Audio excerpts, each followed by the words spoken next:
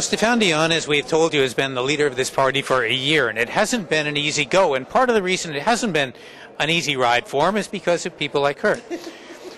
That's nice. No, actually, Susan Delacourt is bureau chief. No, I am no longer bureau chief. Oh, okay. Yes. Well, she's senior political writer for the Toronto Star. Now, Susan, how would you characterize, I know you wrote about this in today's paper, but can you characterize for us Dion's first year? Bumpy, I think, is the word I used in the story today. I think he didn't get a honeymoon at all. He was, I think that was probably a bit the Conservative ads. They plunged him right into defensive mode, probably from day one. Now, the question, of course, is then recoverability. Has he started to recover? Do you think that he will recover? Do you think he can recover? The Conservatives have been relentless, of course, in their attack on him and the party. Is it hopeless, or do you think that this is just part of those pre-campaign shenanigans? I don't think it's hopeless. I think the one thing you have to remember, speaking from the media, is the media loves a fair fight, right? And the media isn't going to count anybody out because, first of all, it wouldn't be any fun. And also, Mr. Dion deserves to be taken seriously for all his trouble. The Liberals are not down in the polls, not plunging in the polls, and the Conservatives are not moving. So I think, I've been saying for a long time, I think that the whole thing is stalled because the government has never realized it's in government and the opposition has never realized it's the opposition. And as soon as they get their roles straight, we'll start to see the polls changing. Mr. Harper has had a love-hate affair, but mostly hate with the media. Mm-hmm. And I know, talking from a lot of you and your colleagues, that it's been tough, the real transition. He's turned into a guy that you never kind of really expected he would turn into. How much damage has that done to the Prime Minister and the Conservative brand? I don't know about the Conservative brand, but certainly he's, I don't know how to say this properly.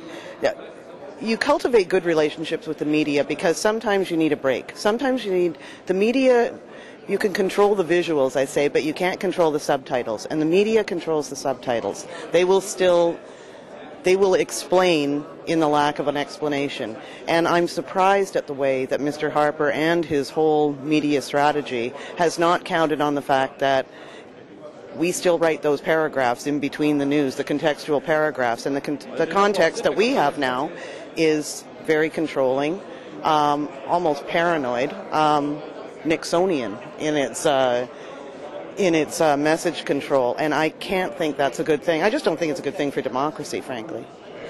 In terms of Dion's image with Canada and English Canada, and particularly your audience, we keep hearing that he's remote and distant, and language is a problem. Do you sense those things?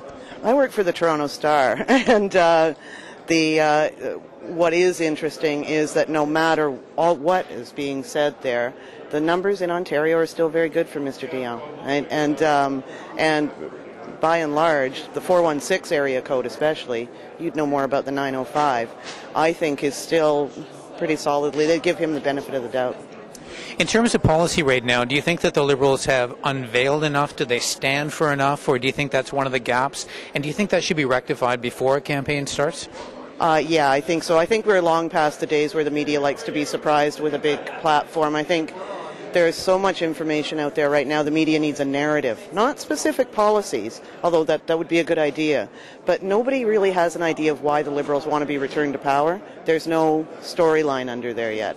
And so rather than specific policies, I think the better idea would be just let Canadians know what the Liberal story is.